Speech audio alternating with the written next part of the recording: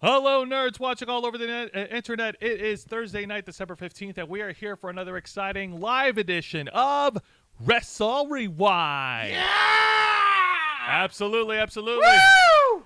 We have a loaded show for tonight. There's a lot of wrestling that we do need to cover. I'm going to be covering the main event of not one, but two wrestling pay-per-view events that aired on the same day. We're going to get to that in a bit. Who is?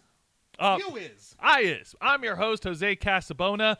I am also the host of the Ravens Flock. I am the founder. I'm the executive producer, content manager of this channel that you guys are watching, that you're subscribing to, that you're members of, and we appreciate each and every single one of you. I am tall. I am bald.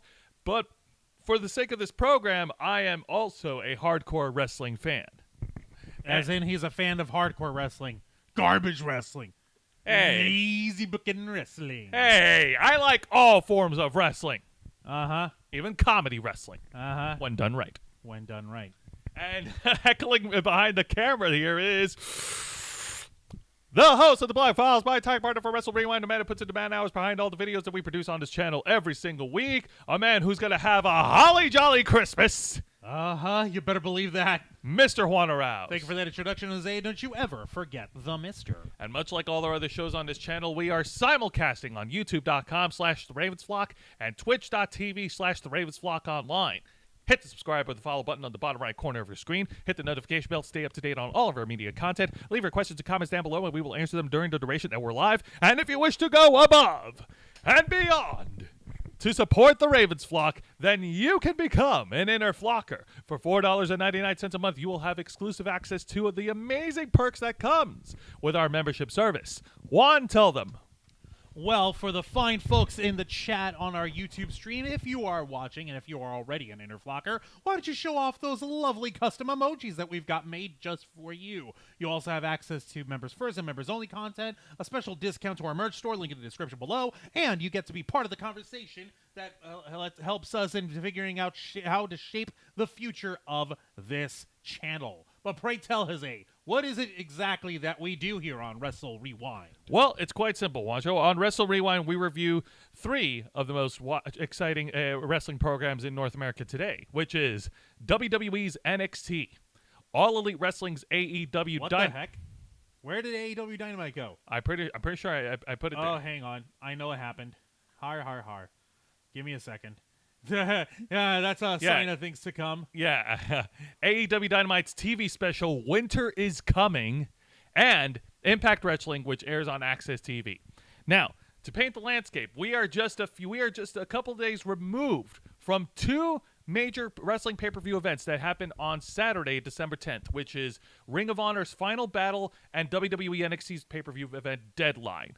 So, I'm going to go ahead and go over the WWE stuff first because there's a lot to cover. Let's first kick things off. Well, actually, first of all, a little lesson in definitions here because what we're going to talk about is what so many people have completely misconstrued when it comes to these programs since they've been airing on the same day. Kids, today's word is... Today's word of the day...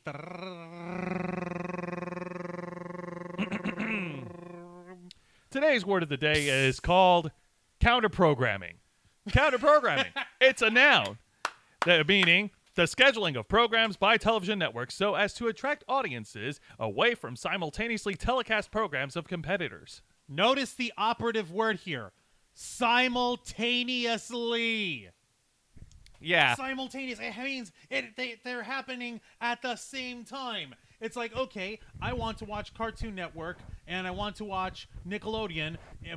My favorite shows of the two are happening at the same time. That is counter-programming. Also, I want to say hello to the folks in the chat. We've got our moderator, Nikki Bella. We've got Legend of the Traveling TARDIS. Hello, Mother Flockers. We've also got Lisa Boo, and we've got the Joseph Santos in the chat. Hello, folks. Welcome. Hello. Thank you very much for joining us. So, as Juan pointed out, a lot of wrestling journalists and a lot of wrestling media personalities that I've been following got the whole idea of counter-programming wrong because, for many months, they kept using that term when they're mentioning how WWE pay-per-views are scheduled on the same days as AEW pay-per-views. For example, Worlds Collide was scheduled on the same day as AEW's All Out back in September 4th. And this past Saturday, WWE NXT's Deadline was scheduled on the same day as Ring of Honor's pay-per-view event Final Battle, which was December 10th. However, while they may have been on the same days, Ring of Honor Final Battle and NXT Deadline were not at the same time. They were not simultaneous. They did not air at the exact same time of each other. As a matter of fact, what time was Ring of Honor Final Battle again? That's a good question. Ring of Honor Final Battle aired at 4 p.m. Eastern on pay-per-view. I'm actually looking up to see if there's any go right ahead. For the And WWE's NXT Deadline aired Saturday evening at 8 p.m. Eastern on the WWE Network and Peacock. Now, let me see here. Yeah, I'm actually trying to see how long did the show last. Let's see. Yeah, by all means. How long was Ring of Honor Final Battle? Let's see. No. No time. No. How long did it run? Ooh, it doesn't show. It doesn't even show here. Hang on. I would say your best bet is... Okay, 9 p.m. Greenwich Mean. Let me see. How long did it last? Was it 2 hours? Was it 3 hours? I would say go to the Wikipedia page. The best... Yeah, I know. I have an idea. There and yeah. Go down, scroll down. The best way to find out, go through the results, and you can tally up the times there. For crying out loud! I know it's a lot of work. Calculator, I know. It's a lot of work, but it's worth it. It's worth it. Okay, so keep going, Jose. All right. Talk to people. So yeah, this is nothing more than a bunch of wrestling journalists and media personalities trying to add more fuel to the fire of the ongoing competition between WWE and AEW. I mean, let's be honest. I know they're saying they're not in direct competition, Juan, but they are in direct competition. Yeah. Yeah. But that being said... Okay, so if we were to assume that there's like actual bell-to-bell stuff, it clocked in, I rounded up to 144 minutes, which is a little over 2 hours. So let's say 3 hours to be safe. 3 hours. 3 hours. So that means it ran from, 4 p.m. to 7 p.m. Eastern 4 p.m. time? to 7 p.m. Eastern time, and then an hour later, we have NXT Deadline at 8 p.m. So apparently, according to these quote-unquote wrestling journalists and all these pro wrestling fans who are so smart to the business, 4 p.m. Eastern time is the exact same time as 8 p.m. Eastern time. Wow! That is so counter-program. Motherfuckers! Why? Why are people so stupid? Well, surprisingly, Tony Khan did not burst a bubble in the post pay-per-view media scrum when he in the programming. Because he's not taking this shit any longer. He's not going to take this because he has a whole lot more money than Jim Crockett Promotions. Oh my does. God! And he's not going to take this shit lying down anymore. Folks, you can't see it, but Juan's giving me the best not taking any shit Tony Khan face right now. All right, let's go ahead and get to it. Let's talk about the main event of NXT Deadline. This match is for the NXT Championship as Braun Breaker, the man who's been on a hot streak since winning back the NXT Championship shortly after WrestleMania, defends against Apollo Crews, the former United States and Intercontinental Champion. Yeah, they had an interesting, weird little build-up. It was more like the friendly competition of, like, which one of us is the better athlete kind of thing. And that's always nice. It's always interesting to see, okay, can these two guys, are they going to be like heated, sworn enemies? Are they going to be, it's a babyface versus babyface match. It is a babyface versus babyface match, yeah. And truthfully, we don't get nearly enough of those. And it was done amiably between the two guys, like, okay, but once we step in the ring, I'm gonna whip your ass. No, I'm gonna whip your ass. Haha. Yeah, sure. Let's see you try. A little bit. It's that it doesn't feel like it's fake, but it's like these guys are like, okay, head cocked to the left, slight hearing impairment. First point of attack. Right. Freaking Sherlock Holmes. So speaking of first points of attack, so these two lock up, and they start by going over their ground game. They start going very amateur on each other, and kudos to Braun Breaker for keeping up with Apollo Crews there. And then as later on during the match, things get a little bit heated, and Apollo Crews tries to unload his arsenal of weapons on him. He unloaded Suplex City onto Braun Breaker, hitting him with 3 German suplexes. No effect. No effect. Yeah, I know, right? And then as we keep going during the match, he unloads 3 German suplexes. He tries to hit Braun Breaker with a frog splash, only to get a 2 count. And then Braun Breaker makes his comeback later in the match, hits him with the 5 moves of John Cena. I mean the 5 moves of Braun Breaker. 1 shoulder block, 2 shoulder block, then catch it. No, shoulder block. No, 3 and 4 shoulder. You like a dog. No, he hits him with 2. Yeah, no, he hits him with 2 shoulder blocks, and then catches Braun Breaker midair and plants him with a mat slam, only to get a 2 count. And then we get close to the end of the match as Braun Breaker, he tries to hit Apollo Crews with the military press power slam finisher. Apollo dodges the move not once but twice, and even takes a page off of Braun Breaker's book, uses his own move against him, only to get a 2 count. So then, After near fall, Braun Breaker finally catches Apollo Crews with a surprise spear from out of nowhere. Oh, shit. And finally pins him in the ring to retain. Your winner and still NXT champion. Ah, Jesus. I get it. Braun Breaker. Dude. What the hell? What the hell, man? You ain't got to scare me like this, bro. I'm sorry, man. No, you're not. You ain't sorry for squat. Your winner and still NXT champion, Braun Breaker.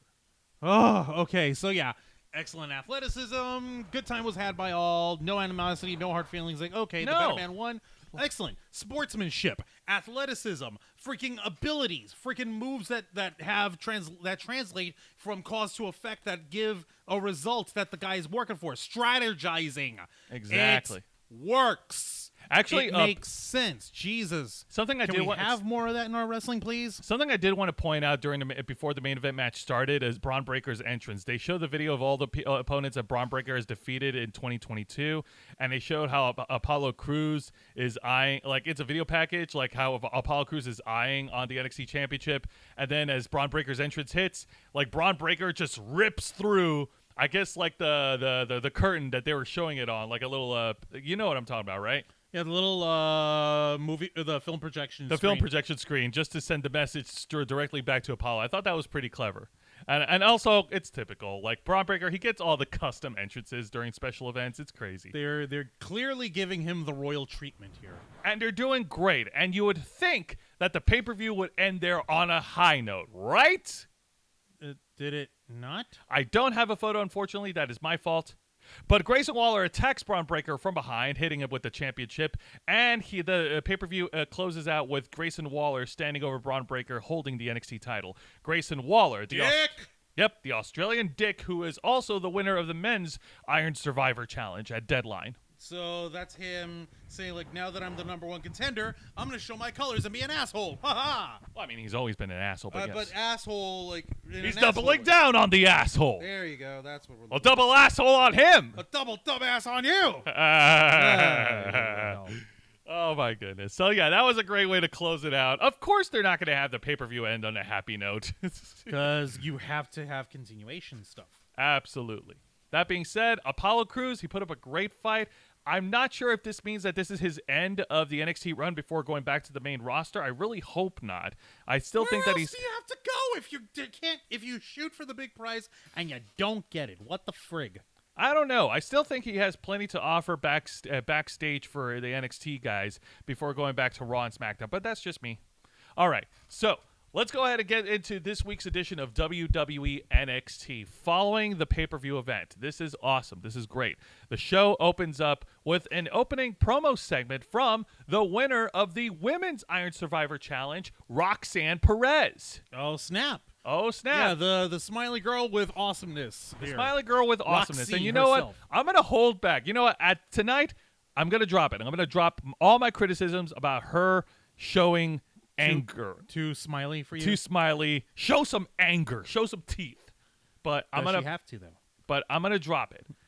This segment, unfortunately, she hardly gets a word in as she's cut off immediately before she starts talking by Grayson Waller, who appears over in the audience crowd to brag and gloat over his victory at Deadline.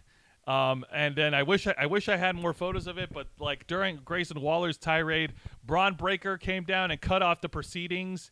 And basically started trash talk. Him and Grayson Waller got at it with the trash talking game, and then these two brawled brawled over at the audience section. Like they started fighting as Roxanne was just standing in the middle of the ring, and it looks like she was gonna say something or whatever until she was attacked from behind by the NXT Women's Champion Mandy Rose. Don't worry, we will get to the situation with Mandy Rose in a little bit. Oh man, there's an actual real life situation happening regarding NXT Women's Champion Mandy Rose.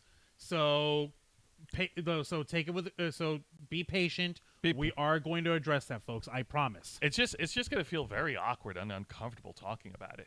Well, we have to. It's important. I know. And what they showed is that when the cameras were off the air during the commercial break, Roxanne Perez actually got back on her feet following the assault by Mandy Rose. She got on the mic and she told Mandy Rose, "Hey, you know what? We don't have to wait until New Year's Eve. If you're the baddest bitch, then why don't you defend the NXT Women's Championship right here tonight?"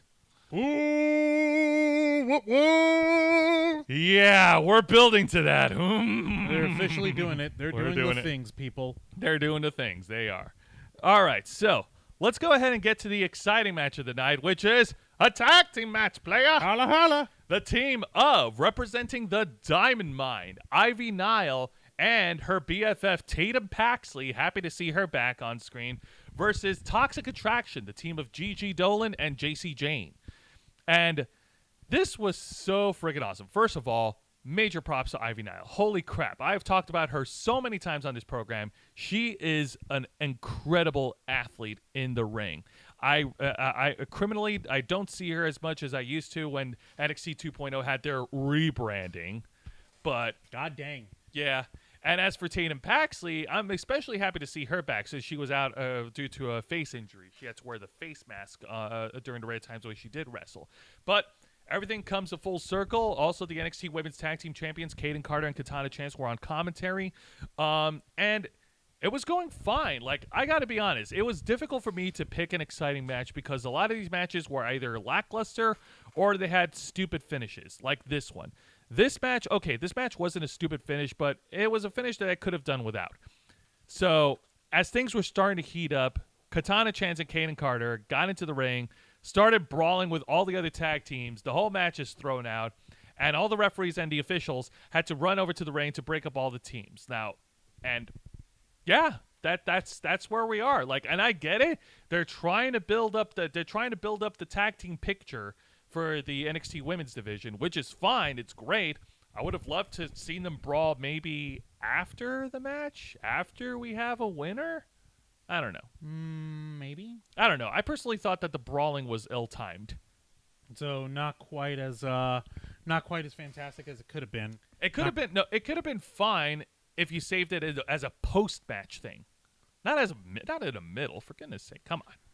I guess not. Well, that's that, I guess. Also, Vicente Guerrero is in the chat. Hello, Vicente. How's it going? He says, Grayson Waller interrupts a hot girl. Can you say buzzkill? Baddest bitch sounds like Roxanne has been taking notes from Ronda Rousey's promos. Okay, let's not go that far, Vicente. Ouch. Ugh. Ouch. Ugh. Ow. Oof. All right, let's go ahead and move on to the exciting segment of the night. And it is the celebration of the newly crowned NXT Tag Team Champions, The New Day. New Day rocks. New Day rocks. New Day rocks. New Day rocks. New Oh my God. Day rocks. You know what?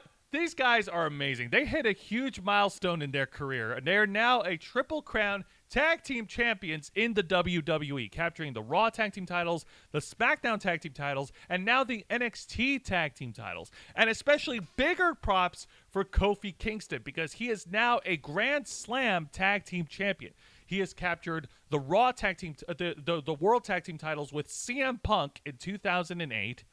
He's also captured the WWE Tag Team titles with Evan Bourne in, I think it was 2010 or 2011.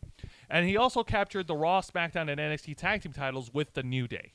That is fucking amazing. The range of Tag Team gold on Kofi Kingston. Unbelievable. And now Xavier Woods is right up in there with him. That's phenomenal. It is. And these guys are great. The fans love it. They cut their own babyface promo. They're celebrating. Everything is fine. Pancakes? Are they throwing pancakes into the crowd? Or are no, they, sadly, there were no pancakes. No unicorns? No nothing? No. No. Come on, Nothing? man. Not really. Not like that, for goodness sake. Really? But they were cheering. They were being happy. Nothing at all? Nothing like that? Juan, I'm not saying Jose, I'm not saying that as a bad thing, for crying out loud. I'm asking legitimately. No, they didn't have any pancakes. God almighty. All right. This is all right. But anyhow, what they did had was sore losers interrupting. Oh, boy. Yep. Thus entering the former tag team champions, Pretty Deadly. Ha! More like Pretty Beltless. Actually, Actually, legitimately, what's his face? Blondie boy, he's not wearing a belt. That's a freaking sash. Jesus Christ, I was just kidding. okay. I don't rarely comment on the fashion, but damn, I gotta say, man, if I could do a little bit of polishing up over at Swinger's Dungeon. Yeah, you're an asshole. I was trying to compliment and say, like, Elton Prince, he actually looks pretty damn good, I gotta say. Yeah, okay. I said it. I don't give a fuck. Ow. You just had to say that. You had to say such terrible things, Jose. Why would you do that? Whatever.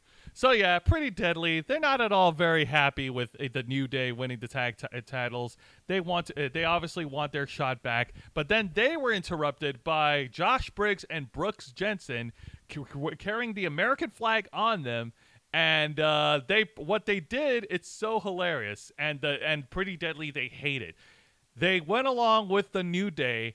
And they started reciting the national anthem of the United States of America. What? They were reciting the United States of America national anthem. Wait, what the hell? Why did you not mention the Pledge of Allegiance? Why did you not mention the what's their faces are with them too? I did. Oh yeah, just now. Let's see. That's how blink and you miss they were. And it's okay. So they were reciting the Pledge of Allegiance with the New Day, and as a result, they earned a shot at the NXT Tag Team titles for next week.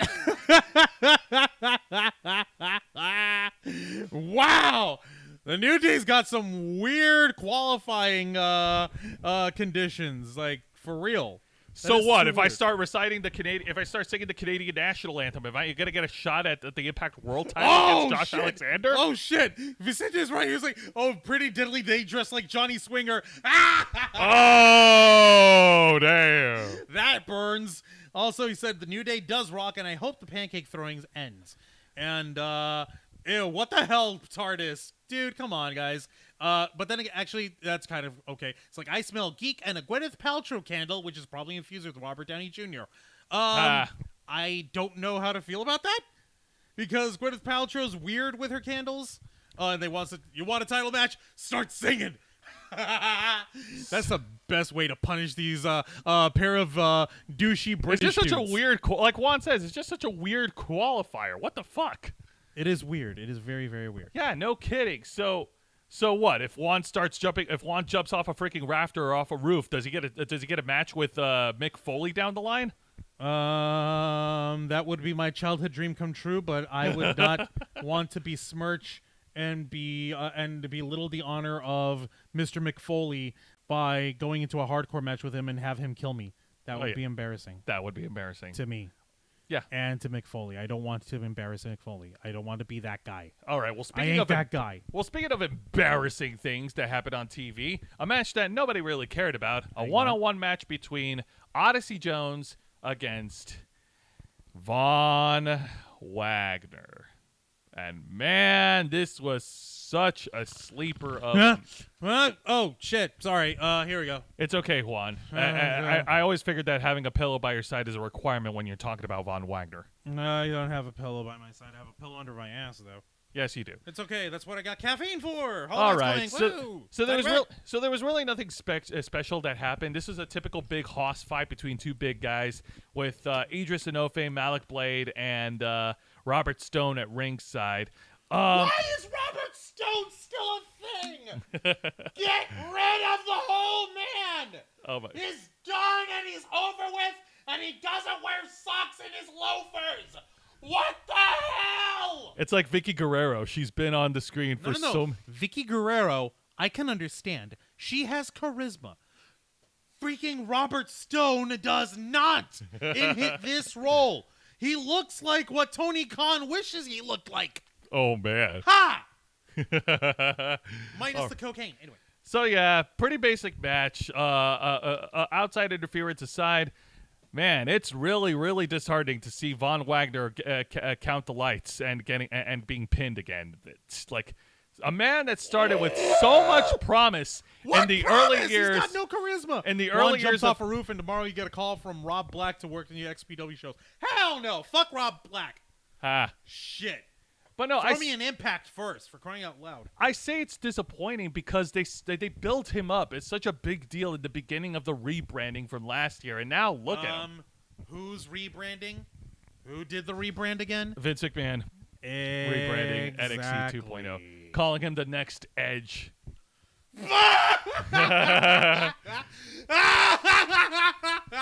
This fucking guy is the next Edge? Really? Right. Vince, your age is showing, my friend. Vince, your age is showing. Go fuck. I'm so glad Vince McMahon is gone. I know.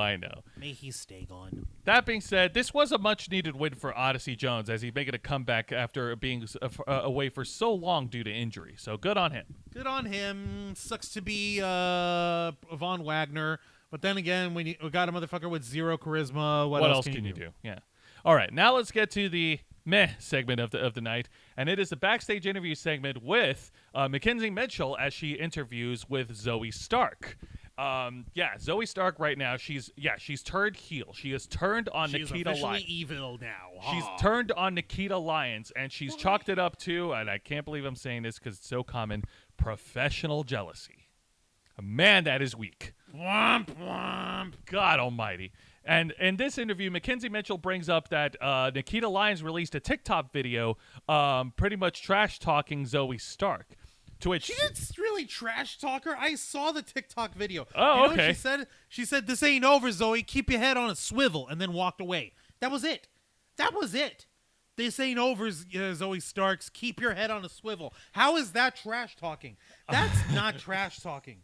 What the fuck? To which Zoe Stark replied, basically saying like, "Hey, she's not there to gain any clout." She just pretty much dismisses the whole TikTok video, dismissing Nikita Lyons, not taking her seriously.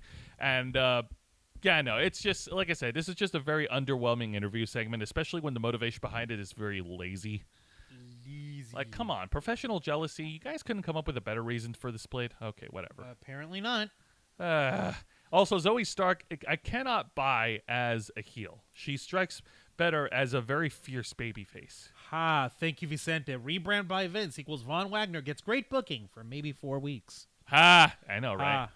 All right, let's get to it. Let's get to the main event. And this, folks, this is the shit that's got everybody talking, and not even for the match. That's the messed up part. So, shall we? Go right ahead. This match is for the NXT Women's Championship as Mandy Rose, the leader of Toxic Attraction, defends against Roxanne Perez, the winner of the Iron Survivor Challenge at Deadline.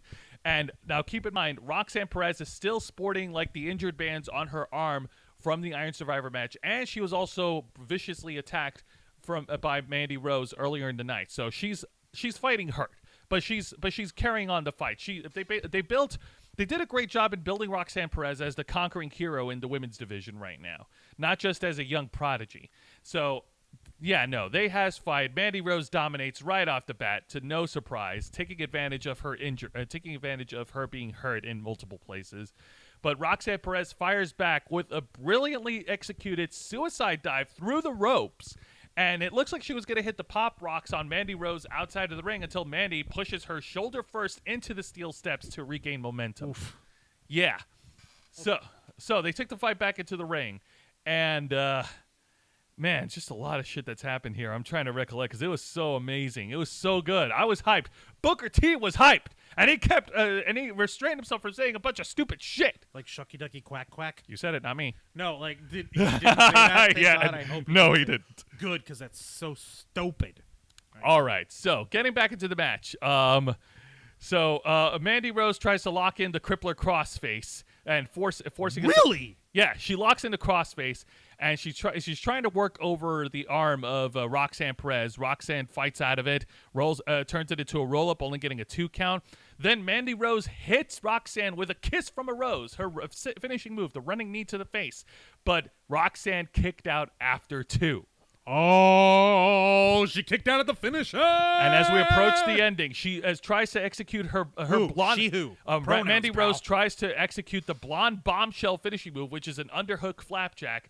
Roxanne reverses it, turns it into a small package, getting a 2 count, and then she finally Roxanne hits Mandy Rose in the gut, hits Mandy Rose with the pop rocks to pin and secure the win. Your winner and new NXT Women's Champion, Roxanne Perez. Holy shit. The fans were on their feet. They were all happy, and Booker T especially was happy because, fun fact, Booker T was her trainer. Ah, well, good for them. I guess that explains why he apparently jumped out of the seat and came up to celebrate her. Yes. Holy oh my shit. God, this is so amazing, and it's amazing because throughout at the time of this streaming, we've been talking about Roxanne Perez and Roxy on Wrestle Rewind. She went from winning the Ring of Honor Women's World Title earlier in 2022 and defending it at Impact Wrestling to now at the end of 22, she finishes off the year as the NXT Women's Champion. She has had an excellent 2022, if you ask me. Yo, Shamanistic Unicorn Tam is in the chat. Hey, people, how's it going, Tam? And Vicente, we're actually about to address that right now because as incredible as a celebration as this is for Roxanne Perez, the backdrop of this, the circumstance in which she got this big opportunity and won the NXT Women's Championship came at the cost of the end of Mandy Rose's tenure in WWE. Unfortunately, Juan does have a point. This celebration is not without real life controversy, as it was reported on the following day by Sean Roth Sapp from Fightful, first one to break the news that Mandy Rose has been released from her WWE contract. That's exactly, and we had no idea what in the world was going on. No one understood why, and even up until just earlier today, because just earlier today, I was actually taking a look on the WWE website, and Mandy Rose was still on there. And the way you could tell is this is how you can actually tell whether or not you have a WWE superstar on the active roster. Okay. Take a look here. Now, earlier today, under Mandy Rose's name and the social links over here, you had the NXT logo showing which brand she was in. However, that is no longer on here. And if you were to go to the main WWE Superstars page on the WWE website, that'll show you the list of wrestlers on the active roster, the right? current active roster, exactly. And where she used to be found, Mandy Rose is no longer present. Ooh. You will see JKL M. Okay. Oh my God, you're right. Yeah. Oh my goodness. Mace, Madcap Moss, Malik Blaze, Mansoor. Oh my God. Yeah, it was just earlier today that she was removed from the website. Oh my God, has she been placed on the alumni page? There's still an alumni page where? There should be. If you go back up, there should be a search criteria where it lets you show. Vacant. Thank you. Look at that. They got vacant there. Fucking really? That's okay. hilarious. We're not finished. Sorry. All right, we're definitely not finished. But if you scroll back up, there should be a search criteria where it lets you search for. Nope. No, it doesn't. Oh, well, never mind. Oh wait, no. Here we go. Current. Current. There we go. Look for WWE alumni. Alumni. Okay. And let's see if her page was moved to the alumni section. I'm predicting yes. Okay, give me a second over here. Yeah, go for it. Let's see. C, D, E. Man, Curtis Axel. That's a name I haven't seen in a long time. Right. He's gone now. I know. They wasted him. There. Yep. There she is. Moved. Oh! Ouch. Ouch! Ouch. Damn! Right between Malcolm Bivens and Maria Kanellis. Oh, man. That Ouch. is horrible. This is actually the best screenshot that you could have grabbed from what happened to Mandy. And yeah, no, hey Tam, like this was the situation of Mandy Rose. Oh, you were laughing about Vacant being on there. So Okay. yeah, Mandy Rose was released from her contract, and according to what was reported, it's because she also manages her own. It's not an OnlyFans page. But it's an OnlyFans styled personal subscription page for personal access to her, including photos and videos and exclusive content that is not safe for work. Yeah, I've actually seen her advertisements on Instagram, and I've seen her promoted all over, and I'm just like, huh, wait, she could do that? I guess she can. At the time, we were under the impression that she was able to do that she was allowed. Yeah, but and apparently she was earning a lot more money from producing her own content outside of her WWE contract. That's also a no-no for the WWE. Like, how dare you make all this money? Apparently, here's the crazy thing. Mandy Rose, or rather, I suppose we should use her legit name, Mandy Sachs or Mandy Sacamano, or Mandy Rose Sacamano. Yeah, Mandy. Can we just still call her Mandy Rose? Let's just call her Mandy Rose. Don't bother with the other okay. name. Now, she still got her Instagram. She still has it under Mandy Sachs. That's her thing. Yep. Fan Time is her personal page. And if you were to open said Fan Time, you see protection loading. You can subscribe for $30 a month, and you get personal access to photos and videos to her.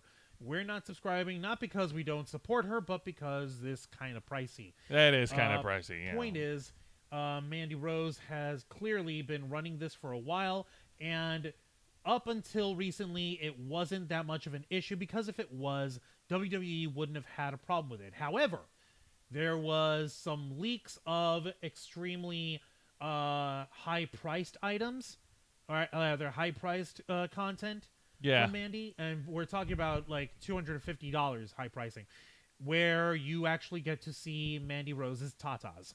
Yeah. And it's not even like, oh, she's shaking them in front. It's just like she's in a pool and she's talking fitness stuff, and she's topless and she's up to her chest, and you can see her boobalas under the water. Yeah. Like, that's it. But it was still an asshole thing to do, because not on her end, but more to the point that it was done to her, because she got her stuff leaked. Yeah, exactly. And that's the part that's got everybody pissed off. And exactly. And I guess you could also chalk it up to saying, like, because WWE have to produce PG content. Oh, that's way too much for the special snowflakes of WWE executives. Also, yes, you do see kind of the legs of K-Storm behind our graphics over here. It's okay.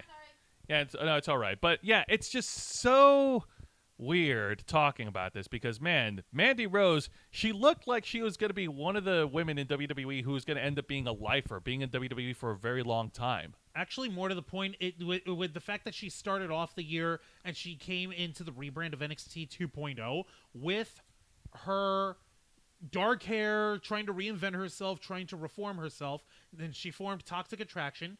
But we can also take a look at how she got here. Yeah, in 2015, she started off as one of the competitors for WWE's Tough Enough, alongside alongside Sonya Deville. Mandy Rose, of course, came up short, only being a runner-up for the Tough Enough competition, but she earned a developmental contract with NXT the following year.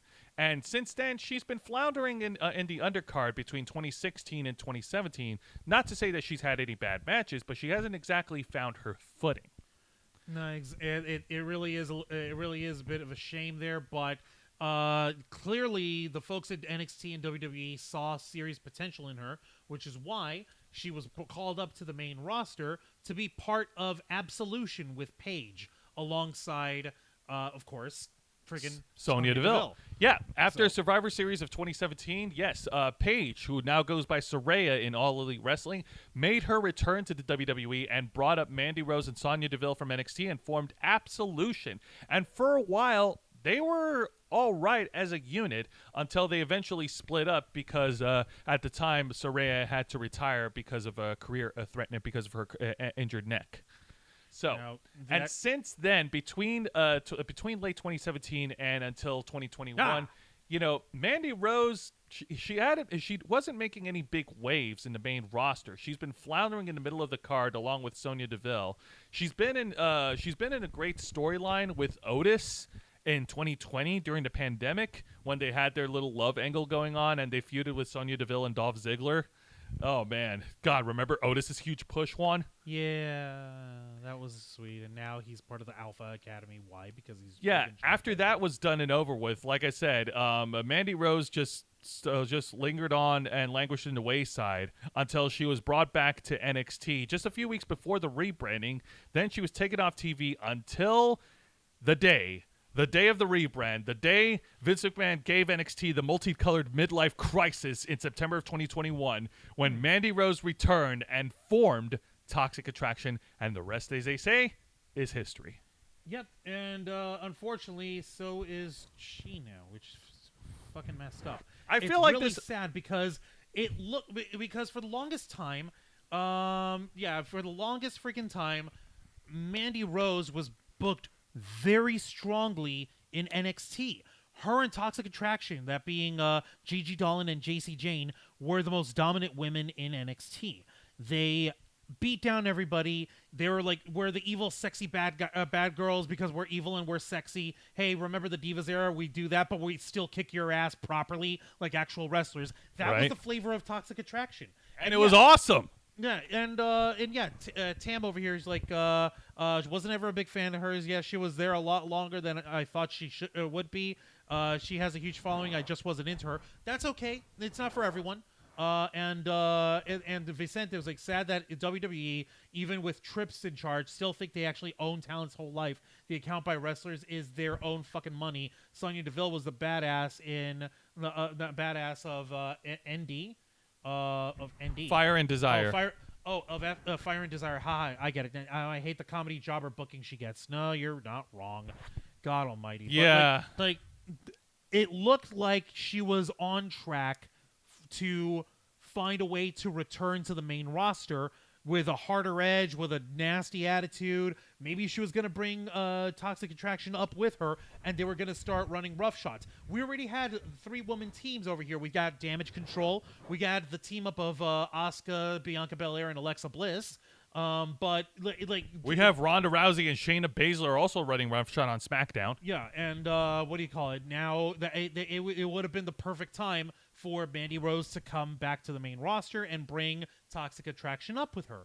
Also, it's important to add that Mandy Rose was actually scheduled to defend the NXT Women's Championship at New Year's Evil in January, but plans changed. Now, that being said, I've actually got a running theory on what happened over here with why Mandy Rose was given the boot on this. Go for it, Juan. Now, if anyone has been a long-time watcher of the Ravens flock, I know not a lot of folks do, but we were actually covering on the main channel, on the main program, how we'd actually noticed how many over the start of the pandemic, how WWE was releasing talent left and right, and then when talent were staying on but they were keeping contracts with Twitch, like Saraya and like Xavier Woods, how those channels were earning these folks plenty of money and WWE wasn't getting a cut. So there was a gigantic rework on it all, and apparently it got settled. I actually asked Jose earlier today. Mandy Rose wasn't a part of any of that whole discussion, was she? No, she wasn't. This was way before this. This is way before this. No. So, who's to say that her contract stipulations with WWE didn't include the updates that were made to allow for third-party income that WWE wouldn't be allowed to touch and wouldn't be allowed to work out of. Now, you could say what you want about the racier content. Like, okay, maybe she shouldn't be showing her boobas, or maybe she's not charging high enough, but that's still her body. She's not there saying, "Hi, I'm WWE's Mandy Rose, and here are my boobs." even though that's kind of what she was doing this whole time in her career in WWE. She's the hot, sexy one, but like. That's not to say that WWE didn't have a leg to stand on. Maybe they have part of their clause the whole, hey, you're not allowed to have boobaless stuff. You're not allowed to have 18-plus stuff in your third-party thing. Maybe. I don't know. I can't read their contracts. They're confidential. You want to know what's also weird? Like, according to an interview that Athena did last year, former WWE superstar Ember Moon, she mentioned how backstage in NXT they would have these meetings with John Laurinaitis with the talent of the women's division. Ember Moon. Oh my God. I believe that you would have a lot of potential and promise in WWE if you kicked up your sex appeal more. Kind of like Mandy Rose.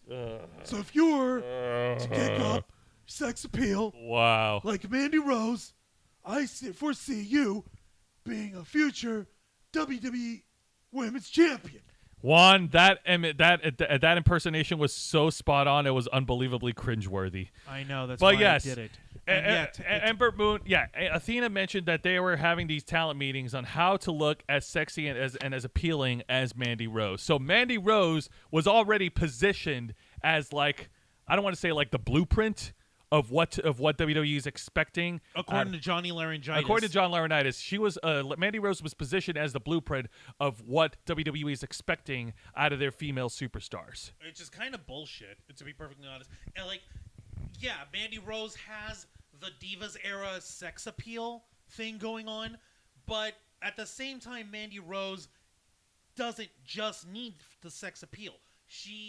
If she really wanted to, she could tone down a little bit of sex appeal stuff, and she would still be the badass, hot babe, sexy woman of WWE. So I can understand a little bit of that discussion, but that's not the kind of way you want to fucking put that up. Also, Athena, she's got her own fucking hang-ups as well. I mean, she freaking she nearly bludgeoned and concussed to death a jobber in AEW Dark Elevation. Oh yeah, there was a story about. Oh yeah, on YouTube. Oh yeah, there was a lot of criticism on that. That the main criticism is that women wrestlers shouldn't wrestle as stiff. But have you seen the guy wrestlers wrestling stiff? No, that's not it. There's a difference between wrestling stiff and wrestling sloppy stiff. Yeah. Athena was wrestling sloppy stiff, so that's not it. That's beside that. Also, but getting Jen back to Pearson's in the chat. Hello, Jen. Welcome to Wrestle Rewind. And Tam is saying I don't get it. It's a side job, right? If it's a side job, it's all right, unless it's in the contract, in which case she agrees. And Tam says she still looks really hot as a brunette. Also, absolutely, we agree. Ha. Stereo. But that being said, it's very unfortunate that Mandy Rose's career has come to an end. Since she was on NXT, she's obviously under a 30-day no-compete period right now, and already the fans are already jumping that she's going to make the move to AEW. Let me say this right now. While that is a possibility, it is not the possibility. Mandy Rose has many different business ventures outside of wrestling. If she wanted to, she can happily retire and still make a boatload of money with what she has. It's literally the majority of her stuff and her content is she works out with her man, and they do workout regimens and workout programs. She's clearly much more into the fitness side of herself, and she's clearly got the fitness background for it. So if she wants to get into that, more power to you. She doesn't need WWE if she doesn't really want to do it. If she's got the wrestling bug in her, then I would say fucking please don't go to AEW. That ship is a different story. I would say she should follow, I can't believe I'm saying this, but I would not want to see her in All Elite Wrestling. I would, however, say she should follow in the footsteps of Sasha Banks and go to New Japan Pro Wrestling instead. That would be awesome. But that being said, Juan has a point. Along with her fitness ventures, along with if you add that with the content that she's putting online, and she also has her own donut establishment, donut bakery establishment with Sonya Deville outside of wrestling. Along with the money she's made into WWE, she's good. Yeah, unless she's unless she has forgotten how to budget or whatever. But I doubt that that's the case. She does not strike me as the type of person who's stupid with their money. In any case, as far as this goes, we wish that Mandy Sachs does well for herself in the future, and never say never. Hopefully, there is a way to fucking resolve this shit, and this is a Raw deal. She deserves better. I truly believe that they should reconsider their decision on firing her from WWE and bring her back. My only concern is what's going to happen to the other cohorts of Toxic Attraction. I hope they don't suffer politically because of this. Right? As in, what? Because their leader's gone. Now you're going to knock them down to the undercard and just split them up. I hope that's not the case. I hope that they'll at least remain as a tag team and at the very least come up to the main roster together. Also, Vicente was saying in the chat, want better Mandy Rose booking. At the New Year's Evil, at the title defense, have her make a surprise run-in and beat down both women in the match. Mandy gets a mic, screams about, I want title shots. That would be cool. That would be really says, awesome. Sloppy stiff by her could mean Athena was a Public Enemy fan. Ha, ECW version. Ha. And apparently they like my Johnny Laryngitis impersonation. That was like I said, that was so spot on. It was cringeworthy. It was so cringy, but I liked it. People power, everybody. Ugh. All right. So you're definitely gonna use our ring ropes, aren't you, Jimmy? All right. But that being said, let's go ahead and talk about this week's edition of the AEW Dynamite TV special, Winter is Coming. Fuse hit the boom, Dynamite! Oh, my goodness. All right. So, before we do that, yeah, we have a different match to cover, Jose. Oh, yeah, that's right. Before we get into that, let's talk about the main event of this year's Ring of Honor pay-per-view event, Final Battle, where Chris Jericho, the Ocho, defends the Ring of Honor World Championship against Claudio Castagnoli, former WWE superstar Cesaro. And is the Blackpool Combat Club dissolved? Or No, they're still together. They are still together. And unfortunately, so is the Jericho Appreciation Society. The Joss. Ugh. All right, so every match in Ring of Honor starts off with the Code of Honor handshake. Jericho, rather than sticking to tradition, takes Claudio. Let's entertain him, baby. I don't need traditions. Takes Claudio to. I'm not 50, baby. Takes Claudio I'm not to. 50. Takes Claudio to Dick Kick City and tries to run out of the ring like a squirmy little heel before Claudio intercepts him at ringside, clotheslines him, and throws him back into the ring and starts the match. I thought that was fucking crazy. Like, I invented it, baby. yeah, I expect Jericho to be an asshole. Yes, I expect Jericho to fucking nut him in the beginning because fuck tradition, says Jericho. City. Nutchuck City, because fuck tradition, says Jericho. Oh my God. And there were some great moments in the match. The match was only 17 minutes long, but it was still 17 minutes of great wrestling, especially from the top turnbuckle. A display of power and strength. Claudio Castagnoli does a super gut-wrench suplex from the top turnbuckle, knocking out Jericho into the canvas. That was so awesome. I thought that was a great display of strength. Holy crapola. Yeah. That sounds like it's the same. But then again, this is not out of... this is regular Saturday night for Mr. Claudio Castagnoli. Oh, yeah, definitely. And then later on during the match, things just got better depending on how you see it. Claudio was about to hit his signature move until he was about to hit the big swing. Chris Jericho did counter it the first time. Tam, did you send another $5 to our tip jar here? Thank you so much Holy for the crap, $5 tip, Tam. Tam. Thank We you. appreciate it so much. So Jericho did manage to counter the big swing the first time into the walls of Jericho's submission until Claudio Castagnoli was able to break out of the submission hold. So good on him. And then we get to the finish as the members of the Jericho Appreciation Society interfere behind the referee's back. Yeah, Jericho grabs the bat. Floyd, he tries to cheat his way out of the victory, nailing Claudio Castagnoli in the head with the bat, plopping on him, only getting a 2 count because fuck you, we're not going to give you that. And then Claudio finally, with the display of strength. Actually, one more spot I want to call out, which I thought was really cool, was when Jericho was doing the 10 punches onto Claudio while he was on the top turnbuckle. And then they both got to the top of the turnbuckle. And it looks like Jericho was trying to hit Claudio with the Frankensteiner. Jericho tries to hit Claudio with the Frankensteiner. Claudio tries to counter and turn into a powerbomb until eventually Jericho does nail the Frankensteiner. I thought that was a pretty cool spot right there. Nice. But now we get to the finish as Claudio finally gets into swings.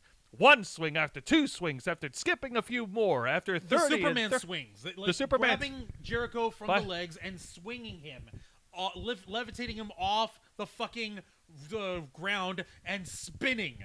Now, folks, I want you to understand, wrestling has had its history of unexpected finishes during the match. We've had dusty finishes. We've had reversing decisions. We've had dirty finishes. We've had no contest finishes. A whole referee stoppage.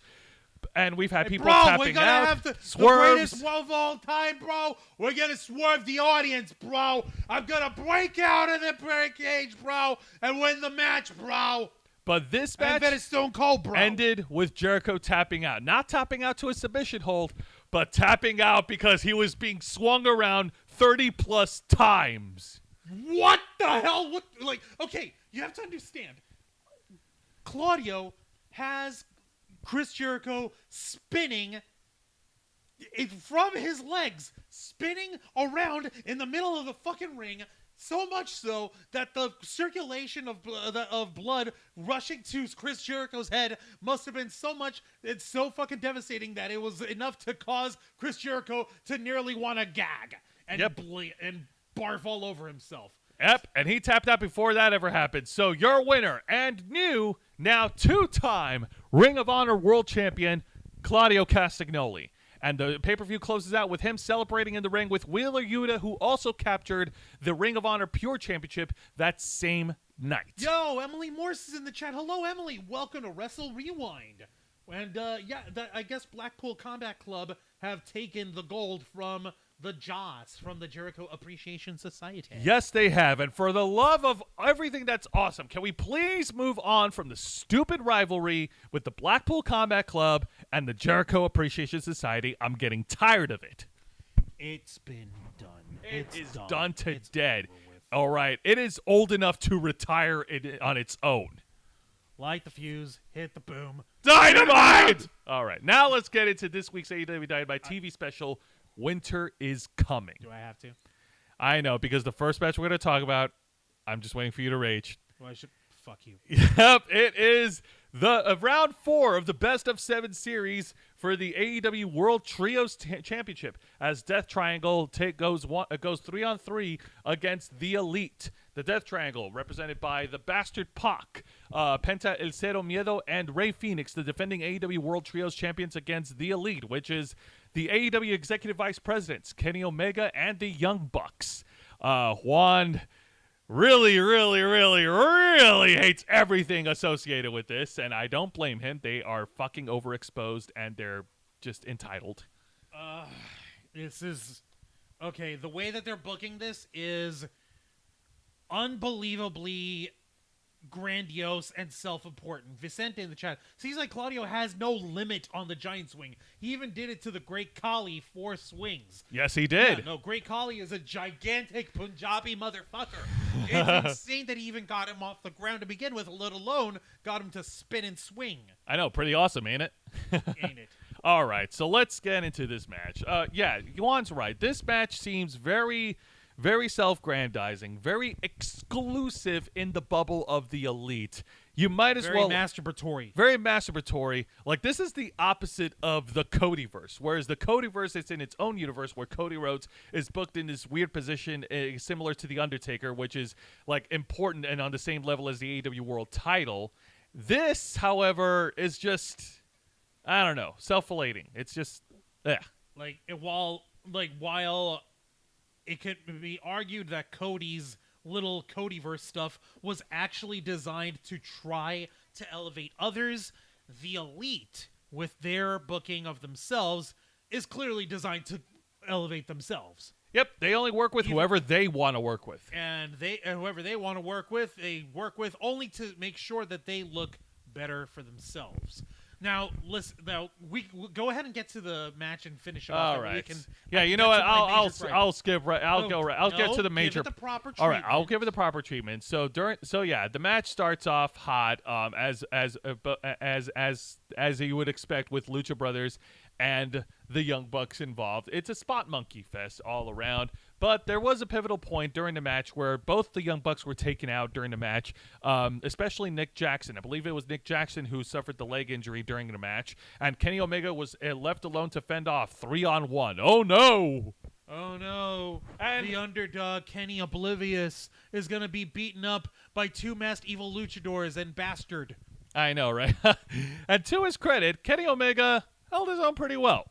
He actually did hold his own in the fight against the three men until eventually the Young Bucks were able to get back into the ring. But, however, despite the sincerest efforts of the Elite, it was all for naught. As Rey Fenix locked into heel hook submission hold onto Nick Jackson with the leg, forcing Nick Jackson, and you're going to smile, Juan, to tap out. Your winners now holding 3-1 against the Young Bucks, the Death Triangle. You think that this would make me smile. Like, yes, the Young Fucks are going to lose. Yes, they're going to lose this. But then I remember how these best of matches are booked. The fucking Elite, the executive vice presidents are booking themselves to be the ultimate underdogs, meaning every single one of the next 3 matches remaining, they have to win in order to win, whereas the Death Triangle only have to win one more time in the next 3 matches to win for good, and to win once and for all for the Trios Championship, which it seems like, okay, that would be great storytelling and that would be great booking if you had a great team, which we don't. The fucking Elite are not the big hot cheese that they think they are, and yet they're booking themselves to be the biggest underdogs. You remember how do you remember how, like, in the Rock versus Cena once in a lifetime match, before we had it twice in a lifetime, how they literally had Machine Gun Kelly at WrestleMania talk about how John Cena is the underdog who's coming up, and he's going to come up and defy all the odds and be the underdog to defeat The Rock. Oh my God, that was stupid. And nobody bought into that shit because it was force-fed down our fucking throats. The main difference here is that the Young Fucks and Kenny Oblivious are doing the exact same thing, but the difference is that the dipshit, dumbass fans that are so fucking down, have the Elite so far down their throats that they're gargling them. And they're saying, yes, sir, thank you, sir. May we have another, sir? That they don't say that they're being fed mediocrity. Pretty much. The Young Bucks are... Even, if they said they can even concede, Omega is better than Matt and Nick in the ring. Not by tons, but still better. Yes. Yeah. Kenny you would have been tolerable. Yeah, you would have been tolerable with Kenny Omega if he was on his own, right? If Kenny Oblivious can wrestle not like the Ultimate Warrior on crack... When I've seen his solo matches, he wrestles like the Ultimate Warrior on crack. Oh, my God. Okay? Ouch. And, yeah, I'm sorry about the rage moments there, Tam. Tam. Yeah, it's literally, I am sick and tired No, of it's okay. people not realizing That the self-aggrandizement, the congratulatory, self-masturbatory bullcrap that the Elite put themselves in for. No, you know what, Joe? You do make it right. Yeah. I would smile during an Elite match when CM Punk runs in and beats the fuck out of both of them hard way for 30 minutes. I would be happy for that. I would have a raging hard-on for that. I won't need no Viagra. You're going to need to call a doctor for me after 4 hours, but not because I got a medical emergency, but because they would be astounded as to the purpose as to how I got that raging hard-on. You know something? Juan does make a good point. For the Elite, for all of the self-grandizing they are not in the same level of elevating stars as Cody Rhodes in terms of their booking. And they're nowhere near the star level of The Rock and John Cena, especially when you consider that both The Rock and John Cena, between the WrestleManias of 2011 and 2013, they were bringing in super fucking awesome numbers that the Elite wish they could. Yeah, that's why they did a twice-in-a-lifetime match. Exactly. That being said, after the match, Kenny Omega got on the mic and cut a promo declaring that next week on Dynamite, he wants to have a no disqualification match between the Elite versus the Death Triangle. So next week they will clash, but this time, no rules, no disqualification, anything goes. So a garbage match. Okay. I mean, that's... Sure.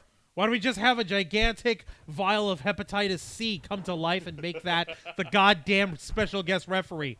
That'll solve everything.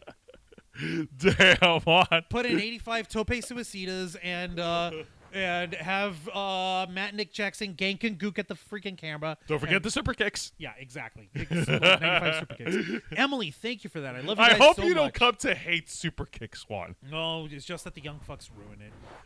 Emily Morse, thank you for this, by the way. She says, I love you guys so much. You guys crack me up, and I think you guys deserve so many more followers. I'm going to make my wrestling fan coworkers subscribe to you guys. Thank you. Yes, for please. that, Thank you Emily so Morse. much. We appreciate Spread that. the good word, the gospel of the flock. All right, now let's And get. Tam wants to be a special guest referee. Ha! I would fuck them over so bad. Oh, I don't yes. give a damn. Oh, I would yes. be- Because Oh, Juan will is Juan call it so down the middle? impartial when Will it comes Juan to. call it down the middle? I know how to govern my passions in order to perform a task. It's how I deal with Jose and Angel all the time. These two chuckle fucks of my brothers whom I love so much. But for the sake of... May I? You may. Go ahead. Folks, for the sake of being impartial and abiding by the rules, I promise that I would call a match involving the Elite straight down the middle. Okay? All right. Totally fair and balanced. Trademark, copyright, and restricted.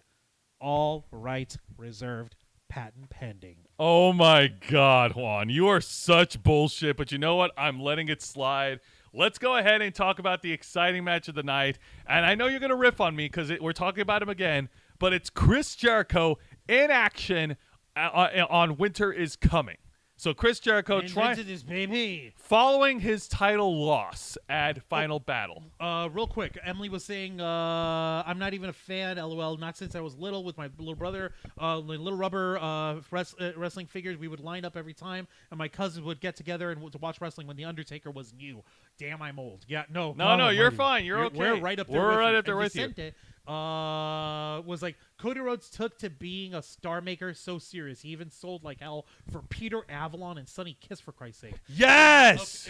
Okay, I'll give you that. Cody went to the other end of the extreme on that. Like, he took it real seriously, but he took it a little too seriously. It can be Well, like I argued. said, he had the unfortunate position of being a gatekeeper and a star maker. But like, he took that a little too much. Like, Sonny Kiss is gonna beat you.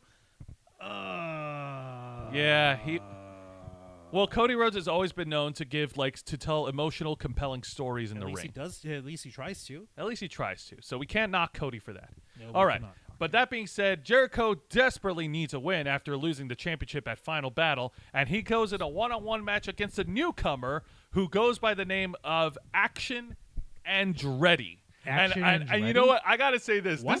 This is a fuck up on AEW's tech crew because they put Jericho's name in front of Mr. Andretti instead of addressing his name there. Like, oh my God, how do you fuck that up? What? Damn, Jericho. Wow. You look a little different these days. Yeah, no. Chris Jericho's got a new diet. He looks at least 20 years younger. He got himself a haircut. He's sporting new gear. It looks like he's got a brand new outlook. He's almost like a completely different man. Are you going for the Benjamin Button act, man? Because if at this point you're going to be looking like you're Ocho. Right? Chris Jericho at 8 years old doing his shtick.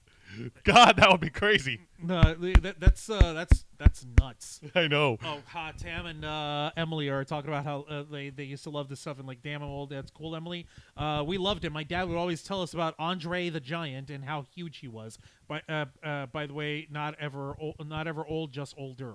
No, you're fine. You're fine. Yeah, exactly. No, you're not old. You're just older. That being said, Jericho trying to put away the new guy doesn't take him seriously by any means. But then the new guy starts surprising him. Action Andretti, by the way. I'm just gonna call him Andretti because it's weird calling him by Action. No, But Action Andretti works. yeah. So You can full name him. Yeah, Action Andretti actually gives him a run for his money after hitting him with a bunch of high-flying moves, including a tope suicida to the outside of the ring, flooring Jericho, which is awesome. Then Jericho knocks him down, tries to hit him with the walls of Jericho, only for Action Andretti to roll him up, only getting a 2 count. But then afterwards, we get a finish here. Action Andretti hits him with his finishing move and then does a running, standing, shooting star press onto Jericho, planting him, pinning him clean in the ring. Your winner, Action Andretti. And apparently this win was so impressive that he is now All Elite. He earned an AEW contract. The fans cheered for Action Andretti. Jericho actually took the pinfall for a nobody, some guy who wrestled on AEW Dark. And Jericho takes it well. No, he didn't. Yeah, no. He threw a titty attack in the backstage of the arena. I can't help That but was so stupid. I loved it. I think this is starting a new trajectory for Chris Jericho in the Jericho Appreciation Society where they're going to have him go on a losing streak. Good. It's funny. Watch him be a crybaby chicken dork. That's where he does his best mic work, being on the losing side of shit. He's such an arrogant asshole that this actually makes sense. Yeah, Like, because he's on a losing streak, that's going to affect him in so many ways that it'll cause a dissension in the ranks of the Jericho Appreciation Society. Oh my Lord Almighty! This is actually quite amusing. I saw how he did this. He's like knocking shit over. Like, I can't believe it! I lost to a nobody! I don't lose. I'm the Ocho. I'm a world champion, baby. No one does this. Chris Jericho. Just barges back into his locker room, slams the door, and it's like you can still hear him raging. Like a 9-year-old who snuck their way onto their big brother's Xbox Live account in the middle of Halo and got his ass beat. And, oh my God! After talking a lot of swearing and a lot of bad words to freaking grown ass men, not realizing that they're beating on a kid over the internet. That's how he sounds. It's pretty good. I actually like this. So now let's OMG Wrestling Buddies. I totally forgot about those. They're so amazing. Oh, I see. Because Vicente is like, look through a Walmart near you, and you might find a Sting. It's Sting. Wrestling Buddy, just like the 90s. Right. WWF ones. Tony Khan must have bought the name to Wrestling Buddies. All right, so let's get to the exciting segment of the night, and it is a backstage promo segment with the Blackpool Combat Club. Sans Bryan Danielson, it seems. Claudio, Yeah. Yuta, and Moxley. That's right. The Blackpool Combat Club have reclaimed... Where the hell is D-Bry? We'll get to that in a bit. Trust me, it's going to be good. But yes, the Blackpool Combat Club have regained the the championship gold that they've lost at the hands of the Jericho Appreciation Society. And Jon Moxley, speaking on behalf of the club, has put the entire AEW roster on notice. And he has also he's also addressed Everybody's blood is going to be in my cup. I'm going to tear everyone's skin off, and you're all going to eat my thumbtacks, and Will Yuna's going to piss on your grave, and then Claudio is going to rip off your sides, and we're going to make sure you all die. I was going to say, Juancho, please don't tell me you're anti-Jon Moxley, Not too. saying I'm anti-Jon Moxley. His promos are kind of, Standard? repetitive. Repetitive, yeah, they are. He also addressed his future opponent, Sammy Guevara, who he'll be wrestling tomorrow night on Rampage, basically saying that Sammy Guevara's got some guts, but when he steps into the ring, he's going to beat him he's going to be leaving him for dead. Ooh, very cryptic of Oh Moxley no, to he's say. beating him leaving him for dead. Ugh. That's because he just drank all his blood and tore off his skin and ripped out his bones and showed all their flesh. Okay. Last time I heard a wrestler saying that they're going to leave someone for dead, I know it's going to sound very, it's Chris Benoit, 96. Ouch. Yeah. But that being said, You this really was a great... want- I know there have been others, but ouch, really? But that being said, this was pretty much well delivered, and he also addressed Hangman Adam Page, and he dares Adam Page to show up and bring his Dark Order buddies as well. Man, fuck Hangnail. The fact that he's the one who cost us all this shit with the drama with the Elite and CM Punk, and he's over here getting title shots and all that bullcrap, it's ridiculous. But Yeah. what do I know? I just work here. Also, if he sent it, next up, Action Andretti versus Andrade Elidolo. If Action wins, he gets to fuck Charlotte. Ha! Whoa! Okay, we don't Damn, touch that, bro. Vicente. Damn. Hello, baby. Well, I would definitely take up. Actually, no. No, No. bad Juancho. Actually, no. I would definitely take up that opportunity. Because if I did win, and if I do get to bang Charlotte Flair, I'll do it, and I'll freaking take photos of the aftermath afterwards. Ha ha ha ha. Pixar, it didn't happen. It's one of the sacred rules of the internet.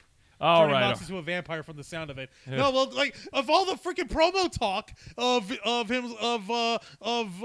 Moxley talking about like how he's a killer and he's a destroyer and he drinks people's blood. Like, how many times has he mentioned drinking people's blood in promos? He never mentioned drinking. Yes, he did.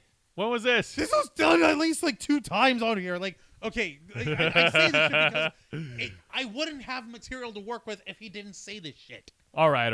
Well, that being said, yeah, it's pretty straightforward promo, and I'm happy that the Blackpool Combat Club won back the Ring of Honor titles that they lost. Yay. So, let's go ahead and move on to the match of the night, and it is the House of Black in action, and they didn't have a match. They destroyed the fuck out of the Factory, which is QT Marshall, Nick Comoroto, Aaron Solo, Big Shotty Lee Johnson. You know, it's a nobody group that Cody Rhodes feuded with in 2021 with Anthony Ogogo.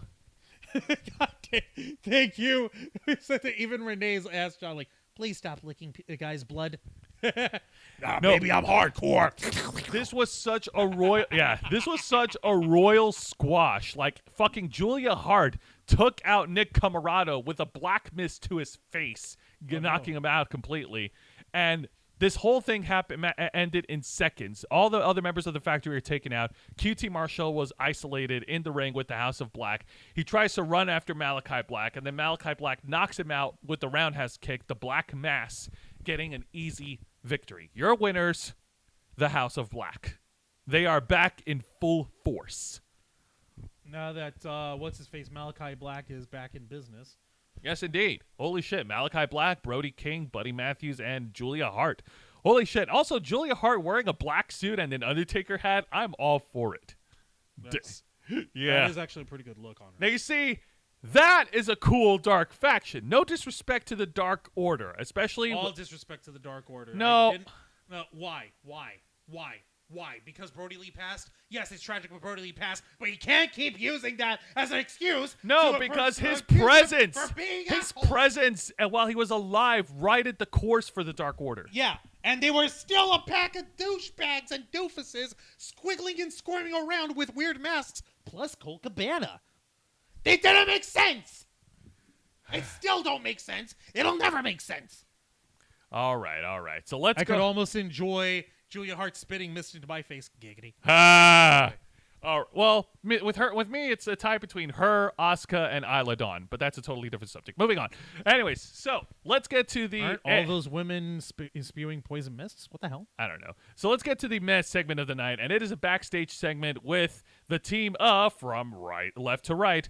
The former Impact World Champion and former WCW World Champion, King of the Mountain. The King of the Mountain, Jeff Jarrett. Jeff Jarrett. The pale bald guy is Sanjay Dutt. The big guy in the back is Satnam Singh, the AEW's version of the Great Khali. Oh, no. Only a little slightly more athletic. And multi-time Ring of Honor tag team champion, Jay Lethal. They have who's the fine lady stuck interviewing them? It doesn't matter. She's a microphone stand. She's got such dead eyes on her. She's becoming more of a microphone stand than Tony Schiavone. At least Tony Schiavone fought back. Oh my God, no! She's like so done. Look at that. I wish I could play Mad World to the look on her face. There must be more to life all than around this. me are familiar faces, worn out places, worn out places. Oh my God, it's so bad. But yeah, they cut a promo on the AEW World Tag Team Champions, the Acclaimed. They knocked him out earlier on Winter is Coming. That is so messed up. Why would they do that to one of the best acts AEW has to offer? Because they don't like the Acclaimed and they want their tag titles. So yeah, that's going to happen sometime down the road. Jay Lethal and Jeff Jarrett challenging for the titles. Jeff Jarrett. So now he's in tag action. Right. Slap exactly. nuts. You better watch him. Oh, my goodness. All right. So, yeah, it was a nothing segment. I really didn't care for it. I mean, I'm glad that the Acclaimed are moving on to other opponents, but does Jeff Jarrett really need another championship? He doesn't. He's made for life. He needs to call it a career. Yeah. It's my God. It's time to hang it up. All right. Now let's get to the main event of the night. And this is not just a championship match. It's a winner takes all. Both the AEW World Title and the Dynamite Diamond Ring are on the line as Ricky Starks challenges the reigning champion, MJF. This is a big frittata match. Oh my God! And yes, Tam, you had the exact that interviewer. She's got the exact same expression as that emoji. She's just, why am I here? But still, oh shit! Ricky Starks versus Maxwell Jacob Friedman challenging for the AEW World Championship. Oh my God! Yeah, no, Holy definitely. crapola. So this was pretty good back and forth action between both men. And MJF, of course, being the heel that he is, fucking takes advantage of the rules, dominates the match early, in the middle, and it's pretty awesome. Like, it's not a pay-per-view level of a main event match, but it was still a good main event match nonetheless. Especially when Ricky Starks hits a comeback, hits all of his moves, including a surprise spear from out of nowhere, taking a page out of Braun Breaker's book. Holy crap. Yeah, no, definitely. And then in the main event finish, it looks like Ricky Starks was going to win. The fans were cheering for him. The fans of Texas were cheering for Ricky Starks. It would have been the upset of the year. It would have been insane. Imagine it. In his first title defense, MJF loses to Ricky Starks. That would have been batshit crazy. Oh my fucking God. But MJF was able to reverse the Rochambeau, and then with the referee's back turn, takes Ricky Starks to Dick Kick City, and then it rolls him up with a small package to sneak a win. You're a winner, and still AEW World Champion and the Dynamite Diamond Ring winner, MJF.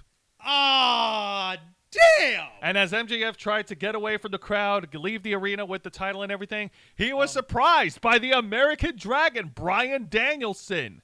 Yes, Bryan Danielson is still angry at MJF for attacking William Regal following Full Gear and sending William Regal to the hospital and ending his AEW career. Is that what we're saying, that he was sent to the hospital?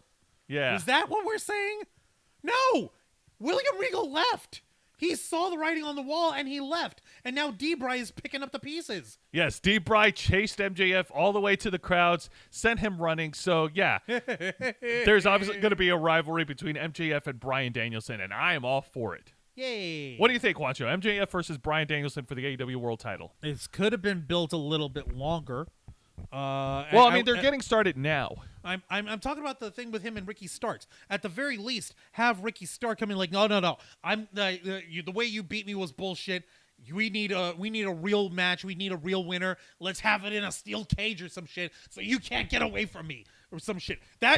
Easy. There you have it. You can't actually milk this for what it's worth, because Ricky Starks showed folks that he is a contender. Not just that he was the number one contender for a single match for a single week. He's a main event player. Now we're going to send him back to Dark Elevation to play footsies with Widow Nightingale. But, no. Hey. I'm not saying that in a pejorative way. I'm saying Widow Nightingale is tucked away in the closet of Dark and Dark Elevation. All right, fair I'm saying that that's where talent goes to die. But, yeah, no, I'd like to see that match. It was so insane. Actually have it proper. But... Tony Khan doesn't know how to book. No, he doesn't. He's especially with a roster so goddamn bloated that it's hard for people to get the TV time they want. All right, let's go ahead and finally move on with Impact Wrestling. This week's Impact Wrestling on Access TV. Let's go ahead and start off with the opening match of the night, which is a one-on-one match between Eddie Edwards going one-on-one against Delirious. Ooh. Yeah. This one, I was having a hard time watching. I got an up, and I'm not going to lie, and it was because it looks like there was some miscommunicating during the wrestling match. I've seen a couple of spots, and it looked like they were having trouble trying to work together.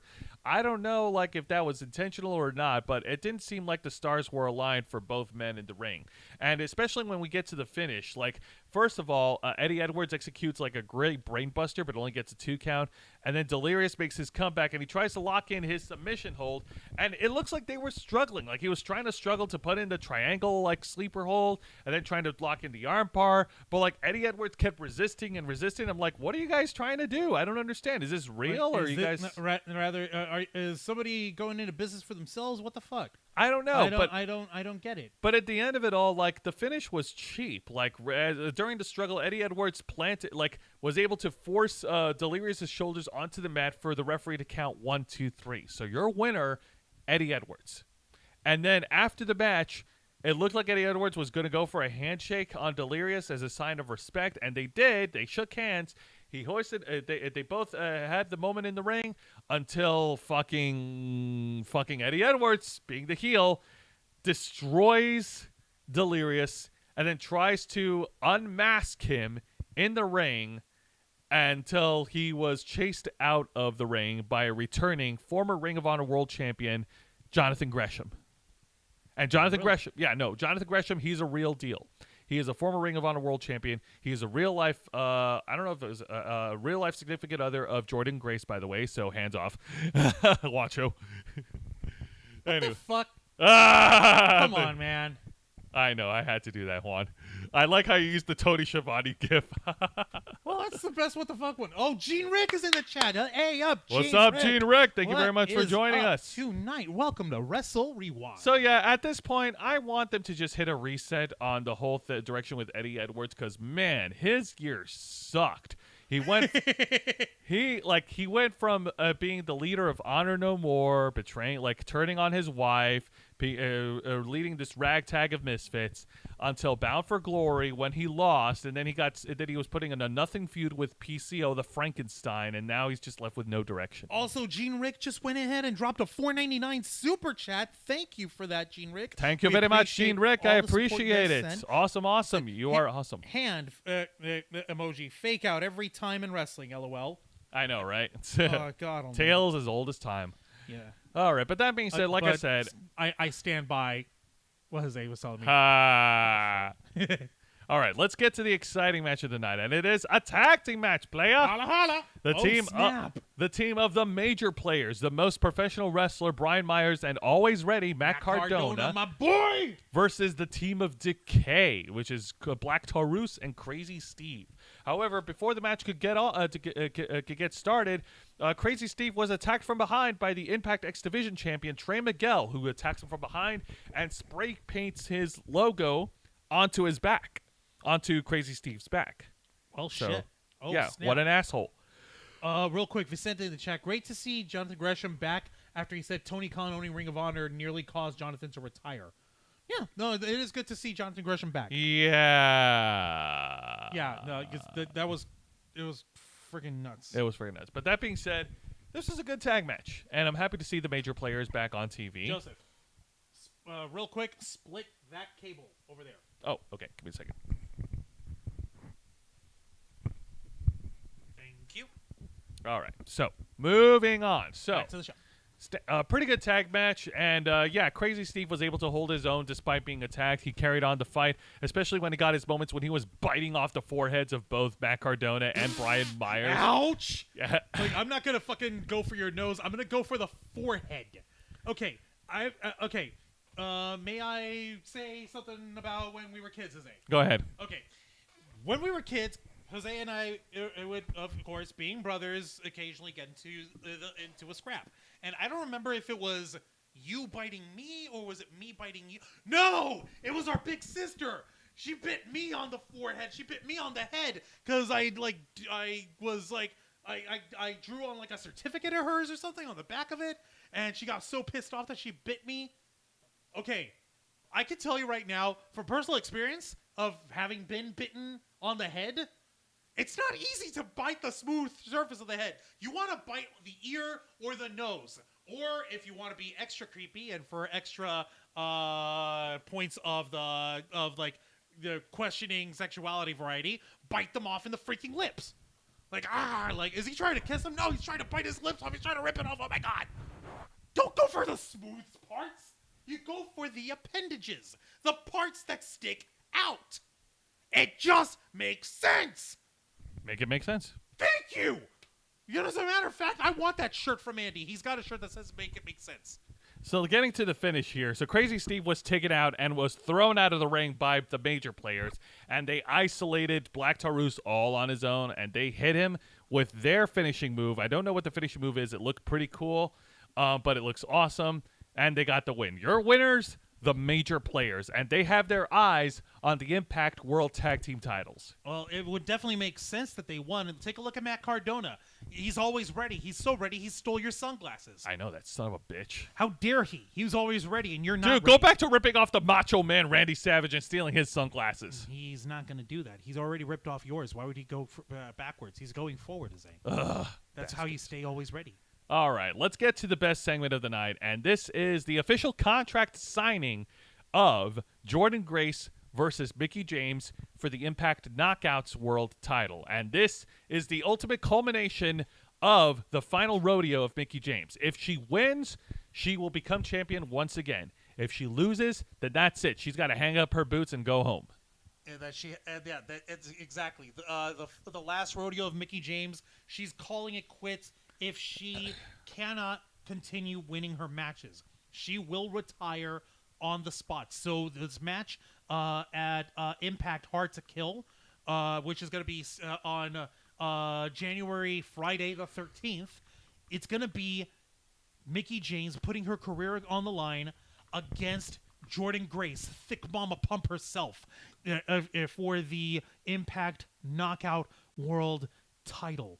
That is what it's all about. Putting high stakes, putting together two women who personify the what it takes to be an athlete in the world of professional wrestling, especially in the instance of being a female wrestler. And even then, you don't even want to go into the fact that they're females or they're males or whatever. That's not the important part.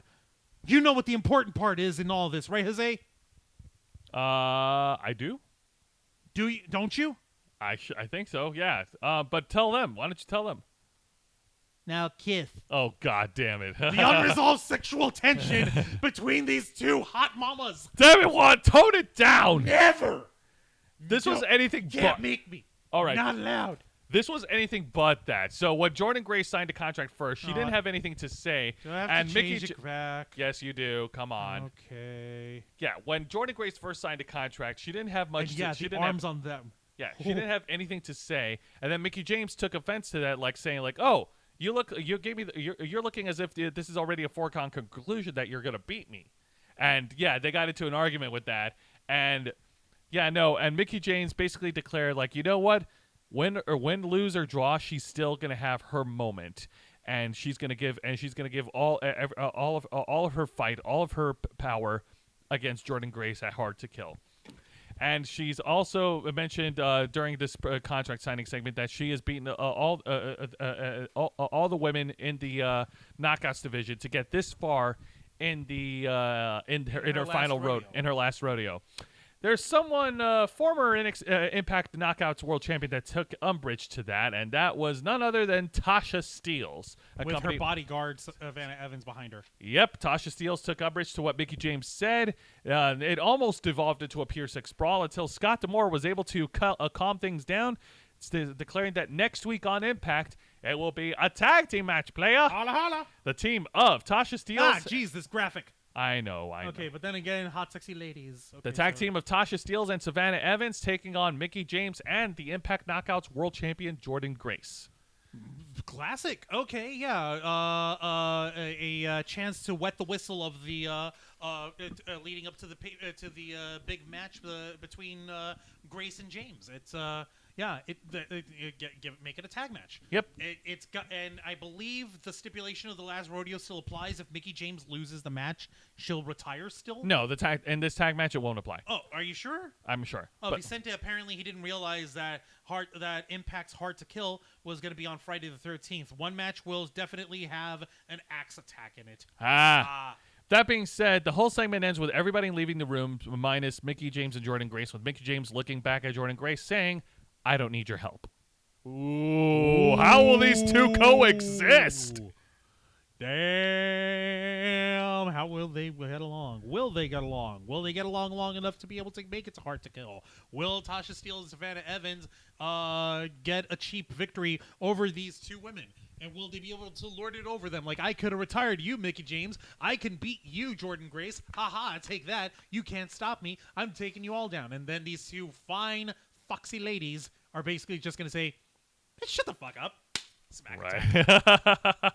All right. So now let's get to the meh match of the night. What? Wait, Yeah. This is a meh match? This was a meh. I was looking at the graphics. How is this a meh match? You've got Bully Ray. Oh, that's how. That's why. This match who the fuck is John Skyler? John Skyler is a nobody, and he did not last long. Bully Ray took him out after 4 body slams and 1 pile driver and gets the win. Easy. Fucking easy. What? Yep. Bully Ray put in a freaking squash? Yep. Okay, Bully Ray's a badass, but a squash? Really? And then afterwards, I don't have the graphics because I don't want to put this guy on my channel. Former ECW World Champion Tommy Dreamer went down to the ring and had an argument with Bully Ray. Basically told him, like, yeah, I defended you. I went to bat for you. And then you turn around and pull this shit on me. And then he basically declared that their friendship has ended. They'll continue working I don't need any friends. I'm a bully. I don't need anything. You all should have known what kind of guy I am. Oh, I'll get to that in a bit. Tommy Dreamer called Bully Ray a bitch, and then he said that his friendship is over outside of them working together in Impact, outside of them working together on Busted Open Radio. I like how they mentioned that. And, yeah, I haven't listened I'm not friends with you anymore until we work again on the next podcast that we do together. Right. That was so weird. What? But then Why did you do it together then? But then as soon as Tommy Why? Dreamer leaves the ring and goes up this ramp, Bully Ray calls him back in, basically declaring that he's jealous because Bully Ray had a better career than Tommy Dreamer. He name drops a lot of promotions, how he had a better career in ECW, how he had a better career in WWE, and how he was a former Impact World Champion, and that he basically just said that, that Tommy Dreamer is jealous, and that he's also then he also called him a bitch because Tommy Dreamer was crying and he was trying to hold back his emotions. And then Tommy Dreamer then got on the mic and exploded, talking about how he had to battle with his addictions, how he had to battle with, his stuff with his family. Being over the hill, being with having a balding spot that he's trying to cover up with a top knot. He mentioned battling mental health issues. Defending Ric Flair's helicopter dick. Oh God, yeah. It just do I need to go on? No, you don't. Okay. No, you don't. Okay. That being said, yeah, that's where we are right now with Tommy Dreamer and Bully Ray. Watch them next time on Busted Open podcast. Watch them next time on ECW. Ugh. Total vent session. Yeah, no, it feels like one of those, don't it? Like, it's fine to vent, but it doesn't have much traction. It doesn't make sense to vent in this fashion. That being said, we do, it's not nearly as bad or as underwhelming as this boring backstage segment is, as the guy who lost to Bully Ray, John Skyler, actually has a chat with one of the newcomers of Impact Wrestling, whose name is Who Cares, and... No, for real, what's his name? I don't know his name, and I don't care. Wow! Really? Yeah, really. I'm going to be that guy. I'm going to be that guy. Okay, Fuck be that. that guy. So, yeah, like I said, I didn't care. They were wanting to form an alliance, how they were underappreciated and overlooked by all those big guys in Impact Wrestling like Bully Ray and all the other guys, and how they could form an awesome alliance together. I really don't give a shit about this segment at all. Ugh. Awesome alliance. You just lost to Bully Ray in under a minute. Right. Who's ever going to want to ally with you? Oh, my dude. All right. Let's get to the main event of the night, and I know that Juan has been watching along with me. I'm actually going to need Juan's help on this one. The main event is for the Impact World Tag Team titles, as Rhino and Heath Slater defend the Impact World Tag Team titles against the New Japan Pro Wrestling Strong Tag Team Champions, the Motor City Machine Guns, Chris Sabin and Alex Shelley. Oh, God. I love seeing these two guys in the ring on their own, but I totally love watching them perform together. The Motor City Machine Guns have got to be one of the most underappreciated tag teams in the last 15 years in pro wrestling. Definitely. And this match was definitely fucking one for the books. First of all, major props to Rhino. Rhino definitely held his own during the tag match. He even got some chants from the fans calling him the War Machine. War Machine. Yeah, that was on his singlet. Like, he's now known as War Machine Rhino. That's also, cool. if you look at the graphic for the title card, the major players were banned from ringside. They were not allowed to interfere in this match. Oh, yeah, because last week the major players did interfere and threw away the whole match into a no contest. That covered like it a last. pack of assholes. You're fans of one of the assholes. Shut up. Yes, I am. But they interfered and threw the match out like a pack of assholes. I'm allowed to say that. I can criticize people I admire. It was such a brilliant main event, which saw the Motor City Machine Guns, in a surprising fashion, pin and defeat Rhino and Heath Slater. But it wasn't without struggle. They beat the Heath Jobber and Rhino. They went hard after the Machine Guns. There was this one bit. Who was it that took Heath to the corner and did that facebuster into the turnbuckle? That would be Alex Shelley. Shelley. Okay, so Alex Shelley basically grabbed Heath Slater as if it was for a Uranagi suplex. The Sambo suplex, but he fell backwards and threw Heath's face into the middle turnbuckle. So the rings, the ring ropes, the middle rope, into the middle turnbuckle in the corner. So smacking him right down in the face. That fucking sucked. I would not like to be on the receiving end of that. Nobody does. No, but it's insane, Jose. But go ahead, finish it up. All right. So in the end, you're winners, and now new Impact World Tag Team Champions, the Motor City Machine Guns. They are now double champs, the same as FTR. Holy fuck, that's awesome. Motor City, Motor City. Yeah. Holy shit. It was great, and it was a great way to close off Impact Wrestling. I loved it. Everything on Impact Wrestling was pretty damn good. I was taken. Did you believe in Joe Hendry, Jose? I believe in Joe Hendry, but he was too busy feuding with Moose for me to keep believing. Here's the thing. All right, for Impact Wrestling, there was a lot of stuff that was underwhelming. The squash match with Bully Ray, and along with the other matches, a few matches were okay. I saw Sami Callihan take on Alan Angels, the former number 5 of the Dark Order. Yeah, we moved on from one cult to another. And the main event definitely made it all worth it, and the contract signing between Jordan Grace and Mickie James was also pretty compelling. Now, going on to AEW Dynamite's Winter is Coming. Sorry, Winter came and gone. It's just Dynamite now. Yeah, I know. Okay, so yeah, World's Trios Championship. You already know our thoughts on it. Self-grandizing bullshit with the Elite, only working who they want to work with, and only competing for their special Best Friends Only Championship. Pretty much. The main event was definitely a lot of fun. MJF versus Ricky Starks. Ricky Starks is definitely a success for AEW. If AEW were to go under right now, they could at least hold their head high, knowing that they've built one of their greatest homegrown talents in AEW. That is Ricky Starks. Yeah, and that's actually an excellent way to show, hey, we can make talent, we can make new champs, and we can make people stars. And here is Ricky Starks as an example. Absolutely. And also, of course, all the other matches were all right. Yeah, everything else on Winter is Coming was pretty good. I noticed how there wasn't a women's match on there was. Ruby Soho versus Ty Mello, but I mean, come on. It's AEW. They don't give much TV time to the women's division. We know this. Why would they? They're only trying to tout diversity, and they have 95 women. I know, right? That being said, WWE's NXT, this week's edition of NXT was definitely great.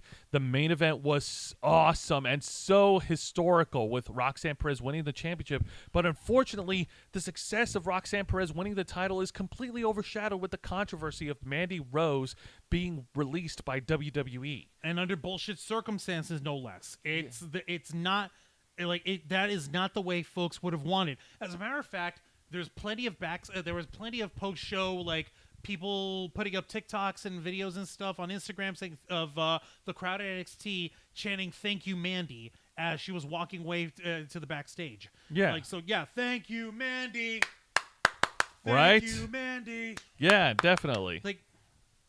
Was it that did the folks know that she was going to be leaving, or was it just no, thank you, you put on an excellent match that at the time I think it was the latter, you put on an excellent match. And speaking of which, all the other matches were okay, and the New Day celebrating was definitely awesome. But like I said, main event was great, but man, it's so fucked up the way. If it wasn't for the fucking circumstance of if it wasn't for the circumstance being fired from WWE. It's also hypocritical because, man, WWE got away with so much shit. We literally had hot lesbian action, bra and panties matches, the Divas championships. You had Divas posing for Playboy. Playboy, for crying out loud. At first it was Chyna, then Chyna again, then Tori Wilson, and then Sable and Tori Wilson, and then they stopped. Oh no, you want to add more to the hypocrisy? How about try this? Jimmy Uso being arrested multiple times by the local police, and he gets rewarded the tag title opportunities on Raw on SmackDown. And Matt Riddle, now the Usos are the longest reigning champions in WWE history. Matt Riddle, he got suspended and Bro. he's sent to rehab Weed. for smoking weed. And yeah, but It wasn't just weed. Apparently, he had MDMA in his MDMA, body. yeah. That's freaking ecstasy. That's Ouch. freaking ecstasy. But like he only got a suspension for it. But Mandy Rose gets fired for Okay, that? like there must have been a circumstance of of her and WWE talking about her having her fan site, but at the same time, it wasn't like she was doing it out of her way to be like, I'm part of NXT, I'm the WWE's branded Mandy Rose, these are my boobas, come pay 99 cents to watch my boobas. No, she was talking fitness stuff, and even in the topless video where you'd have to pay like $250 to even access, that some dipshit decided to go ahead and leak. That's what made the problem. That's what pushed it over the edge. Is that the reason why? Like, oh, you're okay with having your own stuff. We don't give a shit. But the moment it comes out publicly that you've got boobas out on the internet, that's when it's time to give you the heave-ho. Man, fuck y'all. Oh yeah, that's another thing I want to bring up. You know who else had leaked nudes all over the internet? Multi-time women's champion in the WWE, Charlotte Flair. Yeah. And she did not get reprimanded. Like, how many times have we seen folks trying to leak photos of Alexa Bliss's booty? And like, the less we say about what happened with Paige, the better. So, I didn't see any of them having repercussions where they were fucking fired and all this other crazy shit. Exactly. And as far as Charlotte Flair goes, along with the Usos, I hate saying this, I hate drawing this comparison, but it's the same. The reason why they got away is the same reason why Ric Flair got away without consequences following the plane ride from hell in 2002. Because, for lack of a better term, they are made people, made individuals in the WWE. They're part of, they're basically royalty. They're at a high level position, and because of that, they got a pass. Which is bullshit. Also, which is very much bullshit. Vicente, Alan Angles almost said as soon as he came to Impact, I hated wearing a mask. Just proves that the Usos versus Hardys feud, while all four were high as a kite, would have been a fun train wreck feud. Yeah, I'm still under the belief that Jeff Hardy's trying to kill himself in the ring because he's just that stupid. And yes, Tam, you are correct in throwing up the slurs. This is a slurs-worthy circumstance. All right, so real quick, couple of announcements, some reminders in case anyone didn't listen last night. Yes, there will not be an edition of Los Amigos Play or the Ravens Flock this Saturday because we will be in attendance for Holiday Matsuri 2022, which will be tomorrow, Friday, December 16th until Sunday, December 18th at the Orlando World Center Marriott in Orlando, Florida. It is an annual convention of holidays and cheer, and with the Ravens Flock, we've had a great experience with Holiday Matsuri over the years. It's a lot of fun, a lot of great events to look forward to, a lot of special guests, and we're looking forward to seeing you there. So if you're in the local area or and you're a nerd, or if you're traveling out of state or out of country, because there are nerds that do travel out of country for this, then yes, we hope to see you there as well. Yeah, definitely come out to Hallmat. Come to Holiday Matsuri. Say hello to us if you see us. Also, we're going to be there to see incredible guests such as Damon Mills, Griffin Burns, Xander Mobus, Kira Buckland, Jamie Marcy, Tony Oliver, Amanda Miller. Also, we have gaming guests such as Nintendo Fangirl, Shark Party, Lord Knight, Christina Gensta. We also have Yaya Han will be Yaya Han, returning. the ambassador of cosplay to the world. Yaya Han, she's going to be there. Also, Allison Tabitha, Pantarona Cosplay, the Dallin Creative Studios, Pros and Cons Cosplay. Let's see here. Keiko Cosplay. K Cosplay. Papa Bear Cosplay. Yep, Papa Bear. We've got some sexy After Dark guests over here as well. And we also have special guests such as fellow YouTuber, fellow as if she knows we exist, Aki Dearest. We also have the Chalk Twins, who are incredible artists. If you ever see their stuff, I highly recommend it. We also have Idol Fest guests. That's going to be fun. That's going to be a lot of fun, and I'm looking forward to seeing all of it. Apparently, we're going to have guest DJs at Hallmat. Well, yeah, of course. It is nuts. It is so crazy. Do you know how crazy it actually is, folks? Would you like to know how crazy it is? It's super crazy. No, I would. You want to know how crazy it is? How crazy I is have it? to fucking pack the camera. Yep. Oh. I'm finishing the show and you can't stop me. Wait. Hey. Packing the camera. No, we're not done yet. Come on. No. I forgot the clock. Juan Arouse, as the fearless leader of the Ravens use flock. that speech on me every time. It's not how it works anymore, Jose. Look at what you did. Yeah, no, we'll put it back. We're not done yet. We still have a few minutes. Well, I will say the minutes that we're done, and I'll tell you what's going on here. Crying out loud. Damn it, man. Look at what you did. Now we're out of focus. Oh, God. Oh, he screwed up the screen over here. I hope you're happy. Sorry, guys. Juan was being hasty. How am I hasty? Look at this. You're trying to pack it up, man. We're not even finished. All right. Hang on. This is so screwed up now. To be fair, you did start it. There we go. All right. So, going forward. Wait, what the hell is this? Is the frame rate off now, too? Sorry, folks. You're about to see some live repair from the Ravens flock. Oh, God damn it, Juan. Why'd you have to take it off? I don't take a damn thing off. You're the one who took it off. It's all your fault. Oh, my God. All right. There, now you guys There we go. All right. So, getting back to it without any further interruptions. Damn it. All right. But for next week's edition of Wrestle Rewind, I will be covering the main event for this year's WWE special as they bring back the WWE's Tribute to the Troops, which is happening this Saturday on December 17th. Really? Yes. And pray tell, what are the WWE counter programming this time? Huh? Is it AEW honoring the Warriors or whatever the fuck? And they're going to a freaking Navy armory, or a National Guard armory show. Actually, they're not counter programming at all. Exactly, they're not, because that's not what the definition of counter programming is. And yes, we're going to have a grand old time, folks. And Heather, whatever. Hello, Heather. Welcome to Wrestle Rewind. We're just about to start wrapping up over here. Watch out for folding chairs. Ha! I love that. All right. So that pretty much wraps it up for now. Wancho, plug us away. You sure? You want me to plug it away? Yeah. All right. Well, can't say I didn't warn you, but I am packing the camera the moment we are off the air. All right? So you can't stop me anymore after that, okay? Okay.